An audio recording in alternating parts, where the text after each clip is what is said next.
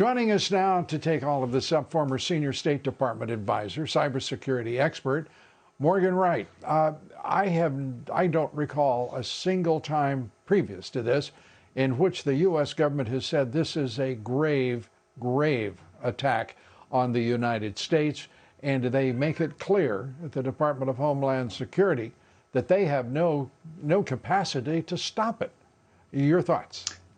Yeah, Lou, anytime you call a meeting on Saturday of the National Security Council, it's serious. I mean, this is almost like a prelude to war. So what you were just saying earlier and what you reported on, not only were the government agencies hit, we've got Lockheed Martin, we've got companies like FireEye, very good, solid cybersecurity companies being targeted by this malware. So this is, I think a lot of this. Now, they were in the system for 9 months, Lou, but it took several months of preparation. This very well could have started after the 2018 election, after they were kind of silent during that time.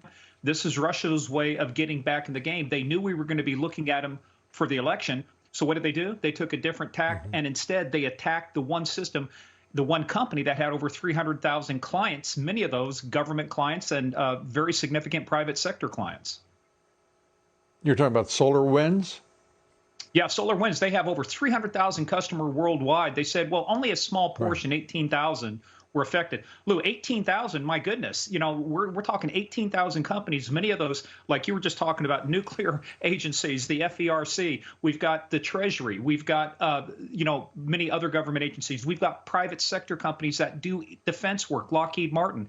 This is not just something you say, it's just a minor thing. They exploited the trust mechanism that every company relied upon to deliver, like you said, these updates to patch the vulnerabilities. Instead, they were introducing new hidden vulnerabilities. They said, well, the updates are secure. Well, the updates weren't secure. They were securely delivered, but they contained a malicious payload that allowed them to exploit. We don't, at this point, Lou, we don't know how many. It could be hundreds. It could be thousands of companies.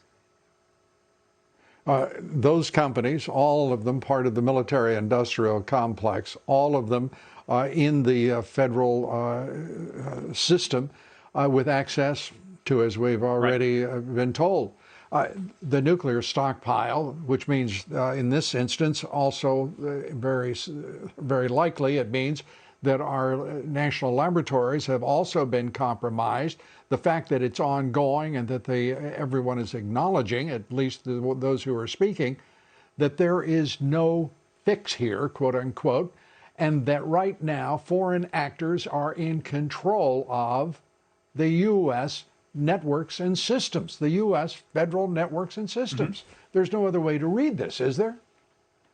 No, CISA already told Department of Energy, look, you're on your own. We don't have any bandwidth to be able to support you.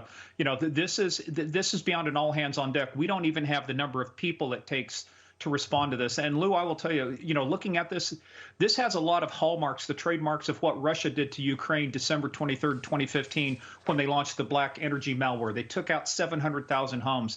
They were practicing this in other areas. This is their kind of tradecraft. But there's another thing. The military calls it IPB, intelligence preparation of the battlefield. Russia, by getting into the FERC, by getting into the nuclear agencies, by getting into our government, and you said the military-industrial complex, they are assessing our capabilities, our strengths. They're looking at where's the U.S. going, what can they really do. And the FERC, the Federal Energy Regulatory Commission, they don't regulate the energy transfers, but they know where all the soft spots are. They know where all the vulnerabilities are. Russia now has got the entire playbook, if they want to, for example, how to take down the U.S. energy grid. And there was a change of doctrine in the Obama administration, I believe it was 2015, in which we declared as a nation that a cyber attack, and described certainly would be a perfect fit with this situation, that it would be considered an act of war. What in hell is the U.S. government doing waiting to respond? I hate to say it this way, but, even though we have all a good idea, 2 days after 9/11, 24 hours after 9/11, we knew it was al-Qaeda. We can assign attribution. They're being very careful, I think, at this point, but you've got to be more transparent. What's going on? Who's affected? What's affected? What kind of steps should everybody be taking? But then to stop folks like China, to stop folks like Russia and Iran, you just can't pussyfoot around. You've got to hit back. They've got to unleash U.S. Cyber Command even more, let General Nakasone take his cyber troops and go on the offensive and start teaching some of these folks there is a price to pay if you attack the United States. or there is alternatively the other possibility that we simply lack that capacity and would have to respond in the physical world, not the virtual, to this attack and make the punishment.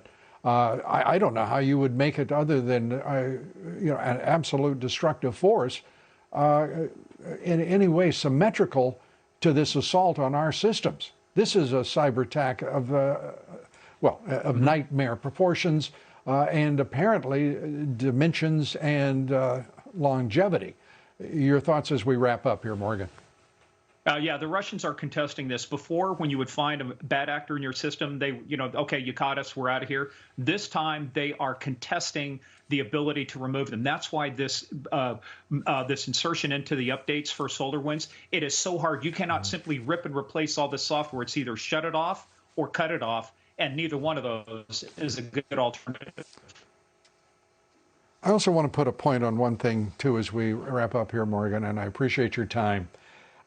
We just heard from the former head of CISA that this was the most secure election in our country's history. This is the very same intelligence organization in cyber who had no idea that there had been a year-long, it looks like at least a year-long, attack that is still ongoing.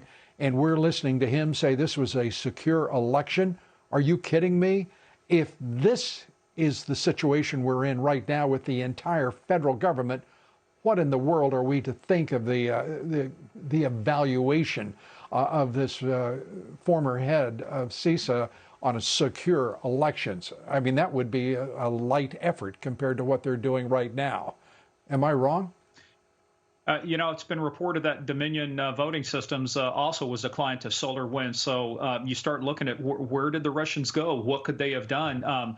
You say that it's the most secure election because it's based on what you know then. What they did not know is, to your point, we had this campaign going on for at least 9 months, if not longer, penetrating some of the most sensitive areas of our government. They snuck in right underneath our nose, and it's like finding a burglar in your home that has been living in your house for 9 months. I mean, this is beyond just tragic, and we don't even know the extent of the damage. It will take weeks, months, maybe up over a year before we truly realize how bad the damage is from this attack. Well, this is an intelligence of the Cyber Command. It is an intelligence failure of massive proportions. The potentiality of damage and destruction to this country is at this point inestimable. We hope it can be limited quickly. We suspect not. Morgan Wright, as always, your expertise is much appreciated. Thank you for bringing perspective.